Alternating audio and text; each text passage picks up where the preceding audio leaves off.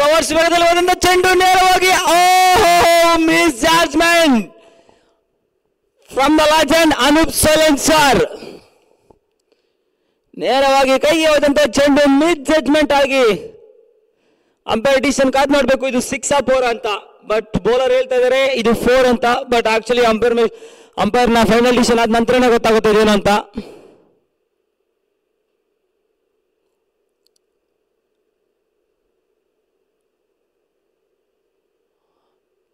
Definitely it's in the boundary.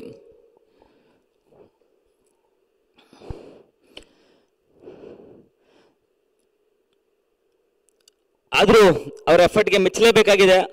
ರಭಸವಾಗಿ ಬಂದಂತ ಚೆಂಡು ಆ ಫೋರ್ಸ್ ಅಲ್ಲಿ ಅಟೆಂಪ್ಟ್ ಮಾಡೋದೇ ದೊಡ್ಡ ವಿಚಾರ. ಅಂತದ್ರಲ್ಲಿ ಅನೂಪ್ ಸೋಲೆನ್ ಸರ್ ಟ್ರೈ ಮಾಡಿದ್ದಾರೆ.